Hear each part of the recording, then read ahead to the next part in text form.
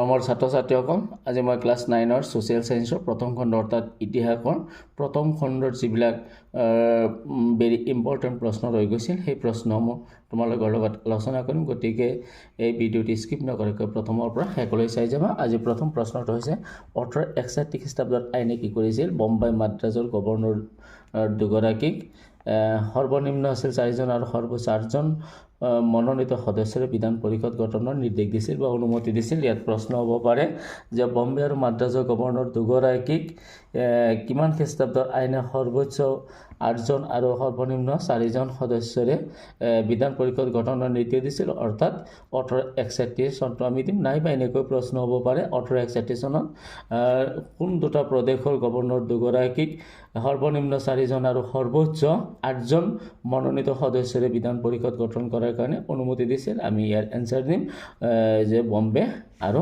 মাদ্ৰাজৰ। Next প্ৰশ্ন 1861 চনৰ আইনে বংগ প্ৰদেশ, উত্তৰ পশ্চিম সীমান্ত প্ৰদেশ আৰু পাঞ্জাৱ বিধান পৰিষদ গঠনৰ নিৰ্দেশ জাৰি কৰা হৈছিল। কিমান খ্ৰীষ্টাব্দৰ আইনে বংগ, উত্তৰ পশ্চিম সীমান্ত প্ৰদেশ আৰু পাঞ্জাৱৰ বিধান পৰিষদ গঠনৰ নিৰ্দেশ দিছিল? আমি ইয়াৰ এনচাৰটো দিম 1861 খ্ৰীষ্টাব্দৰ আইনে। তাৰপিছত আমি নেক্সট প্ৰশ্ন এটা আমি পাম যে কাৰ শাসন কালত বিত্তীয় বিকেন্দ্ৰীকৰণ প্ৰস্তাৱ গ্ৰহণ কৰা হৈছিল? আমি এনচাৰ দিম লৰ্ড মেয়ৰ শাসন কালত। আৰু এটা প্ৰশ্ন হ'ব পাৰে কোনজন অৰ্থাৎ লৰ্ড মেয়ৰ কাৰ্যকালত গ্ৰহণ কৰা বিত্তীয় বিকেন্দ্ৰীকৰণ প্ৰস্তাৱে কি কৰিছিল? স্থানীয় স্বায়ত্ত শাসনৰ বাট মুকলি কৰিছিল। এইটো প্ৰশ্ন এনেকুৱা হ'ব পাৰে যে ভাৰতবৰ্ষৰ স্থানীয় স্বায়ত্ত শাসনৰ বাট মুকলি কৰিছিল, অৰ্থাৎ কোনজন গভৰ্ণৰ জেনেৰেলৰ দিনত, অৰ্থাৎ লৰ্ড মেয়ৰ কাৰ্যকালত, বা কি ব্যৱস্থাৰ পিছত বা কি ব্যৱস্থা বা কি প্ৰস্তাৱ লোৱাৰ পাছত ভাৰতবৰ্ষত স্থানীয় স্বায়ত্ত শাসন ব্যৱস্থা বাট মুকলি কৰা হৈছিল, অৰ্থাৎ বিত্তীয় বিকেন্দ্ৰীকৰণৰ পাছত। আৰু এটা প্ৰশ্ন আমি পাম ইয়াতে, কি ধুনীয়া প্ৰশ্ন এইটো আহিব পাৰে যে কিমান খ্ৰীষ্টাব্দৰ স্থানীয় স্বায়ত্ত শাসনৰ প্ৰস্তাৱ মৰ্মে নগৰীয়া এলেকাসমূহত নগৰপালিকা আৰু পৌৰসভা গঠনৰ নিৰ্দেশ দিয়া হৈছিল, অৰ্থাৎ 1882 খ্ৰীষ্টাব্দৰ স্থানীয় স্বায়ত্ত শাসনৰ প্ৰস্তাৱ মৰ্মে। তাৰপিছত আমি এটা প্ৰশ্ন লৈ যাওঁ, কিন্তু এটা খুব ইম্পৰ্টেণ্ট প্ৰশ্ন।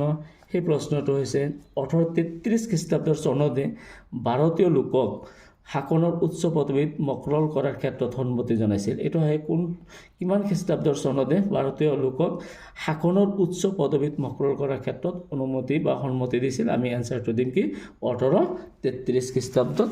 তাৰপিছত আমি যাম এটা 1853 চনটো তোমালোকে নিশ্চয় দেখিছা। এই 1853 খ্ৰীষ্টাব্দৰ চনতে লোকসেৱাৰ বাবে প্ৰতিযোগিতামূলক পৰীক্ষা অনুষ্ঠিত কৰাৰ বাবে নিৰ্দেশ দিছিল। এইটো এনেকৈ প্ৰশ্ন হ'ব পাৰে কিমান খ্ৰীষ্টাব্দৰ চনতে লোকসেৱাৰ বাবে প্ৰতিযোগিতামূলক পৰীক্ষা অনুষ্ঠিত কৰাৰ বাবে নিৰ্দেশ দিছিল? আমি এইটো এনচাৰ দিম 1853 চনত। নেক্সট প্ৰশ্ন পাম আমি 1865 খ্ৰীষ্টাব্দলৈকে লোকসেৱা পৰীক্ষাত অৱতীৰ্ণ হোৱা পৰীক্ষাৰ্থীৰ বয়স সীমা কিমান আছে? সৰ্বনিম্ন 22 বছৰ আছিল। যে 1865 কিমান চনলৈকে লোকসেৱা আয়োগৰ পৰীক্ষাৰ বয়স সৰ্বোচ্চ কিমান আছিল? 22 বছৰ আছিল। আমি ইয়াৰ এনচাৰটো কি দিম 1865 চনলৈকে লোকসেৱাৰ আয়োগত অৱতীৰ্ণ প্ৰাৰ্থীৰ বয়স সৰ্বোচ্চ 22 বছৰলৈকে আছিল। আমি এটা প্ৰশ্ন, আমি খুব ইম্পৰ্টেণ্ট প্ৰশ্ন হয়, এইটো MCQ আহিব পাৰে বা এনে পেৰি শ্বৰ্ট টাইপত আহিব পাৰে যে লোকসেৱা আয়োগৰ পৰীক্ষাত পদবী লাভ কৰা প্ৰথম ভাৰতীয়জন কোন আছিল? এইটো আমি এনচাৰ কি পাম সত্যেন্দ্ৰনাথ ঠাকুৰ, যিজন ৰবীন্দ্ৰনাথ ঠাকুৰৰ ভায়েক আছিল। 1871 চনৰ আমাৰ ভাৰতবৰ্ষৰ 3জন ব্যক্তিয়ে লোকসেৱা আয়োগৰ পদবী লাভ কৰিছিল। সেই ব্যক্তি 3জন হৈছে সুৰেন্দ্ৰনাথ বন্দ্যোপাধ্যায়, ৰমেশ চন্দ্ৰ দত্ত, বিহাৰীলাল গুপ্ত।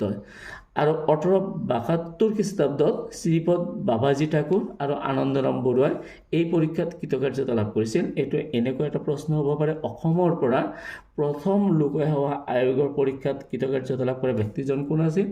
এই ব্যক্তিজন আছিল আনন্দৰাম বৰুৱা। তাৰপিছত আমি যাম যে লি আয়োগ পাম আমি, যে লি আয়োগ কিমান চনত কৰা হৈছিল গঠন কৰা হৈছিল 1923 চনত লি আয়োগ গঠন কৰা হৈছিল আৰু লি আয়োগে কি বিচাৰিছিল লি আয়োগে তাৎক্ষণিকভাৱে ভাৰতবৰ্ষত লোকে সেৱা আয়োগ গঠনৰ প্ৰস্তাৱ আগবঢ়াইছিল আৰু 15টা বছৰৰ ভিতৰত লোকে সেৱাৰ পদবীত ভাৰতীয় লোকৰ নিযুক্তিৰ পৰিমাণ 50% বৃদ্ধি কৰিবলৈ উপদেশ দিছিল যে মৰমৰ ছাত্ৰ ছাত্ৰীসকল আৰু এটা প্ৰশ্ন তোমালোকে পাবা ইয়াতে লাষ্ট প্ৰশ্ন বা অন্তিম প্ৰশ্ন তোমালোকে কৈ দি আছোঁ 1886 খ্ৰীষ্টাব্দত পাব্লিক ছাৰ্ভিচ কমিশন গঠন কৰা হৈছিল কিমান খ্ৰীষ্টাব্দত পাব্লিক ছাৰ্ভিচ কমিশন গঠন কৰা হয় অৰ্থাৎ আমি এনসাৰটো দিম 1886 চনত মোৰ ছাত্ৰ ছাত্ৰীসকল এই ভিডিঅ'টো চাই তোমালোকৰ কেনেকুৱা লাগিল যদি ভাল লাগিছে তেতিয়াহ'লে মোৰ এই ভিডিঅ'টো তোমালোকে লাইক কমেন্ট আৰু শ্বেয়াৰ কৰিবলৈ নাপাহৰিবা আৰু এতিয়ালৈকে যিসকলে মোৰ ইউটিউব চেনেল ছাবস্ক্ৰাইব কৰা নাই তেখেতসকলে কাষত থকা বেল আইকনটো বজাই মোৰ ইউটিউব চেনেল ছাবস্ক্ৰাইব কৰিবা আৰু নতুন নতুন সোশ্যাল সায়েন্সৰ ভিডিঅ'সমূহ চাই থাকিবা থ্যাংক ইউ